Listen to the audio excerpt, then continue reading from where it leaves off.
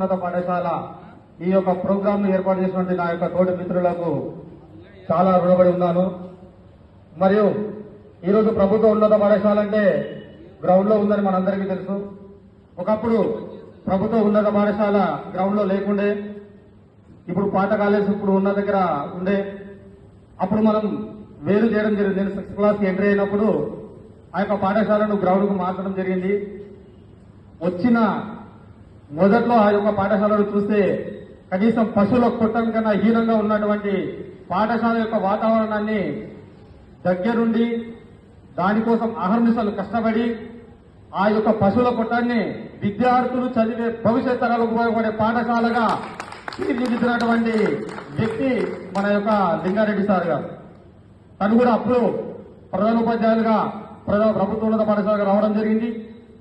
అప్పుడే ఒక్కొక్క పాఠశాలను ఒక్కొక్క మేడం నుంచి ఒక్కొక్క సబ్జెక్ట్ కావాల్సిన ఉపాధ్యాయులను కూడా జిల్లా స్థాయి వరకు వెళ్లి మా పాఠశాలలో పలానా సబ్జెక్ట్ బోధించడానికి ఉపాధ్యాయులు లేరు, మీరు ఎట్లయినా సరే మా పాఠశాల పిల్లలు భవిష్యత్ చాలా నష్టపోతారు అని తన ఉన్న పై అధికారుల దగ్గర చాలా దృఢంగా కష్టపడి తీసుకొచ్చే వరకు పట్టుదలని విక్రమార్కులాగా తీసుకొని వచ్చి మన అందరికీ కూడా ప్రతి ఒక్క సబ్జెక్ట్ ని టీచర్ తీసుకొచ్చినటువంటి ఘనత కూడా లింగారెడ్డి సార్ గారికి దక్కుతా ఉంది. అందులో భాగంగానే భౌతిక శాస్త్రం మేడం రాధాపద్మలత గారిని తీసుకురావడం జరిగింది. మేడం గారు మహబూబ్నగర్లో చెప్పేటప్పుడు ఇక్కడ మనకు భౌతిక రసాయన శాస్త్రం చెప్పే మేడం లేకుండా ఈ యొక్క లింగారెడ్డి సార్ యొక్క కృషితోనే మేడంను మక్తలు తీసుకువచ్చి మనందరికీ విద్యాబుద్ధులు నేర్పిస్తున్నటువంటి బహుముఖ ప్రజ్ఞాశాలైనటువంటి మన లింగారెడ్డి సారికి మనం ఆజన్మందం కూడా రుణపడి ఉంటున్నామని ఈ సందర్భంగా నేను తెలియజేస్తా ఉన్నాను.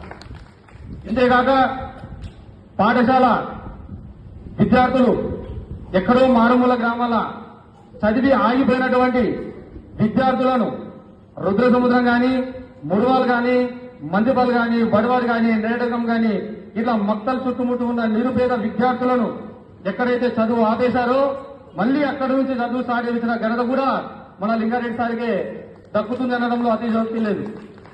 మరి మేము విద్యాబుద్ధులు నేర్చుకునేటప్పుడు సార్ వస్తున్నాడు అంటే గ్రౌండ్ లో అల్లరి చిల్లరగా చేసేవాళ్ళం, ఎవరు కూర్చున్నట్టు వారు ఆటలాడుతూ ఉండేవాళ్ళం. సార్ యొక్క నడక గ్రౌండ్ చివరలో చూసేసరికి ఎక్కడ ఉన్న విద్యార్థులందరూ అక్కడ క్లాస్ రూమ్ లో వెలిపిస్తారని కూర్చునేవాళ్ళు.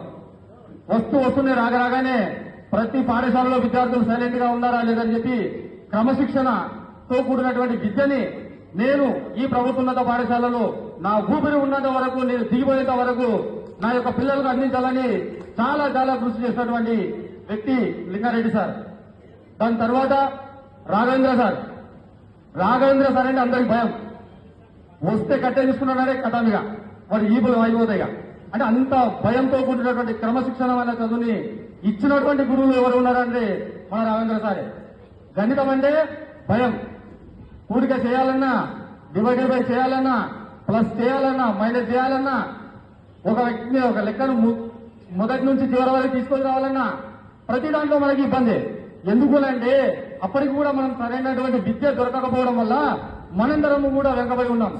అటువంటి వెనుకబడినటువంటి మన యొక్క జీవితాలను తన యొక్క గణిత శాస్త్రంలో ఉన్నటువంటి నైపుణ్యాన్ని అంతా కూడా క్రోడీకరించి తన యొక్క తెలివితేటల్ని మొత్తం కూడా మనకు అందించడం జరిగింది. అటువంటి వ్యక్తి మన రాఘవేంద్ర సార్ గారు. సమాజంలో జరుగుతున్నటువంటి విషయాలను సమాజంలో పోతే ఏ విధంగా వాటిని అవగాహన చేసుకోవాలి, సమాజంలో జరుగుతున్న ప్రతి విషయాన్ని క్షుణ్ణంగా పరిశీలించాలి, సాంఘిక శాస్త్రంలో చరిత్రలు, వాళ్ళు రాజులు పాలించినటువంటి విధానం, ఎవరు ఏ విధంగా మన దేశం పైన దాడి చేశారు, అటువంటి ఇవైతే సమాజంలో ఉన్నటువంటి ప్రతి విషయాన్ని క్షుణ్ణంగా మనకు పరిచయం చేసినటువంటి వ్యక్తి పరంధాములు సార్. ఇక భౌతిక శాస్త్రం అయితే చెప్పాల్సిన అవసరం లేదు.